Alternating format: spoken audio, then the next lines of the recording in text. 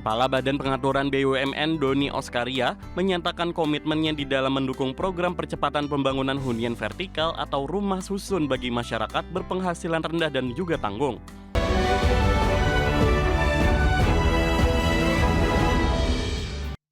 Kepala Badan Pengaturan BUMN Doni Oskaria menyatakan komitmennya dalam mendukung program percepatan pembangunan rumah susun bagi masyarakat Indonesia. Nantinya rumah susun subsidi yang dibangun diharapkan dapat terintegrasi dengan berbagai fasilitas seperti sekolah, rumah sakit, hingga rumah ibadah. Kepala Badan Pengaturan BUMN Doni Oskaria menyatakan komitmennya di dalam mendukung program percepatan pembangunan hunian vertikal atau rumah susun bagi masyarakat berpenghasilan rendah dan juga tanggung.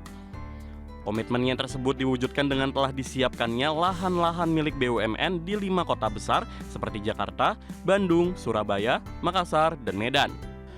Doni Oskaria mengaku saat ini pihaknya telah melakukan mapping aset-aset milik BUMN yang dapat dilakukan pembangunan rumah susun. Nantinya, rumah susun subsidi yang dibangun diharapkan dapat terintegrasi dengan berbagai fasilitas seperti sekolah, rumah sakit, hingga rumah ibadah. Bangun hunian itu harus terintegrasi sehingga ini memberikan kemudahan kepada saudara-saudara kita. Tadi kita lihat di sini tidak hanya perumahan, tapi ada sekolah, ada rumah sakit, ada rumah ibadah, kemudian juga ada tempat usaha. Sehingga ini dan juga yang paling penting adalah ada fasilitas sosial dan fasilitas umum untuk seluruh warga. Inilah contoh model yang akan kita aplikasikan nantinya ke depan untuk pengembangan dan pembangunan hunian-hunian dalam rangka memenuhi program pemerintah untuk 3 juta rumah bagi masyarakat Indonesia. Doni pun mencontohkan rumah susun yang dikelola oleh Yayasan Buddha Suzu merupakan rumah susun yang terintegrasi di mana di dalamnya terdapat fasilitas umum mulai dari sekolah hingga rumah ibadah. Sehingga masyarakat penghuni tidak terlalu banyak mengeluarkan biaya selain untuk biaya sewa rumah serta listrik. Jakarta, Ricky Anwardi, IDX Channel.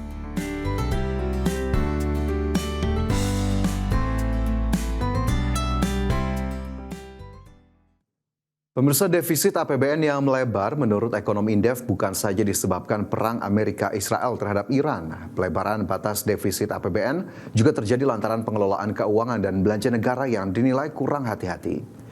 Ekonom dan peneliti Center of Industry, Trade and Investment Indef, Aryo Irhamna menilai beban belanja negara terus meningkat seiring dengan gejolak ekonomi global terutama di sektor komoditas minyak dunia. Untuk itu pemerintah diminta untuk secepatnya mengatasi masalah fiskal dan juga mempersiapkan diri mengantisipasi dampak ekonomi jika perang Timur Tengah terjadi dalam waktu panjang. Lantaran perang Amerika-Iran akan berpengaruh terhadap harga minyak yang merembet ke nilai tukar rupiah hingga keanggaran subsidi energi yang pada akhirnya membebani APBN.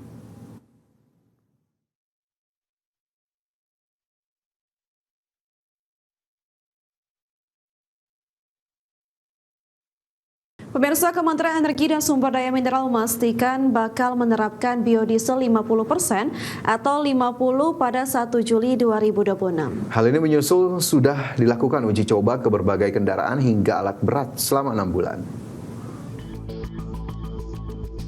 Menteri Energi dan Sumber Daya Mineral atau ESDM Bahlil Lahadalia memastikan Pemron akan menerapkan penggunaan biodiesel 50% atau B50 pada 1 Juli 2026, menyusul rampungnya proses uji coba yang sudah diterapkan selama 6 bulan.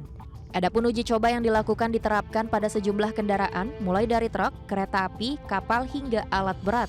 Menurutnya, kebijakan biodiesel dan bioetanol sebagai upaya pemerintah mencari alternatif energi di tengah eskalasi perang Amerika Serikat, Israel, dan Iran, membatasi pasokan minyak mentah dan produk turunannya sehingga hal ini menyebabkan lonjakan harga.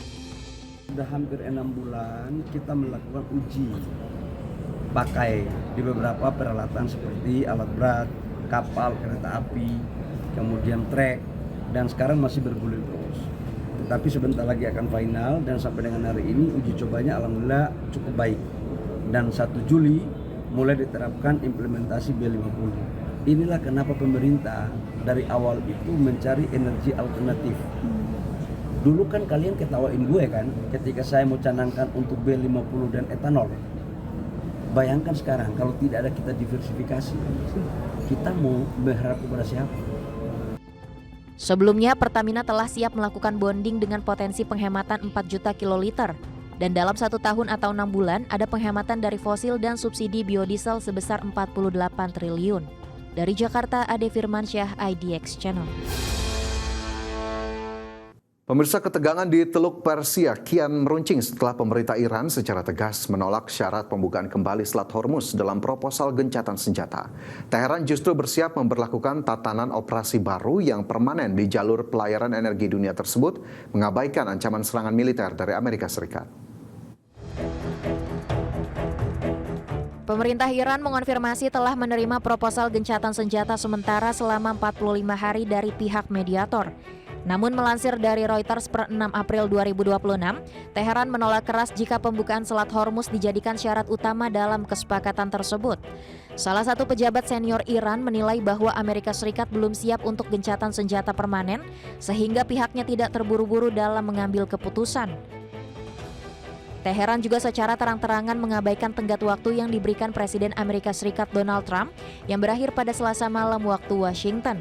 Di tengah negosiasi yang alot, Garda Revolusi Iran atau IRGC justru menyatakan tengah menyelesaikan persiapan untuk memberlakukan kondisi operasi baru di Selat Hormuz. IRGC memperingatkan bahwa tatanan di Teluk Persia telah berubah total dan situasi di selat tersebut tidak akan pernah kembali seperti semula, terutama bagi armada Amerika Serikat dan Israel. Pernyataan keras dari Garda Revolusi ini muncul setelah Donald Trump memperbarui ancamannya untuk menghancurkan infrastruktur vital Iran. Trump mengancam akan menyerang pembangkit listrik hingga jembatan-jembatan utama di Iran jika jalur pelayaran internasional tersebut tidak segera dibuka kembali. Adapun hingga awal April 2026 ini, blokade Selat Hormuz telah memicu krisis energi global dan menempatkan kedua negara pada ambang eskalasi perang yang jauh lebih besar jika kesepakatan diplomatik gagal tercapai. Berbagai sumber, IDX Channel.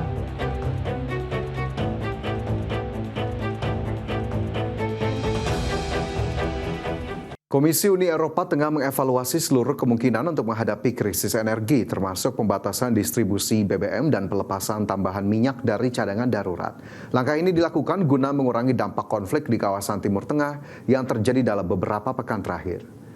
Komisaris Energi Uni Eropa Dan Jorgensen menyampaikan bahwa pihaknya juga mempertimbangkan penjatahan BBM untuk menghadapi potensi guncangan energi berkepanjangan, termasuk menyusun rencana untuk mengatasi konsekuensi struktural dan jangka panjang, di mana persiapan skenario terburuk terus dilakukan, meski blok ekonomi tersebut belum sampai pada tahap perlu menjatah produk vital seperti bahan bakar pesawat maupun solar. Adapun pertimbangan untuk melonggarkan aturan aftur untuk meningkatkan impor dari Amerika Serikat atau menaikkan porsi etanol dalam BBM masih terus dibahas pihak Uni Eropa, sembari berharap ketegangan yang terjadi di Timur Tengah segera berakhir dalam beberapa hari ke depan.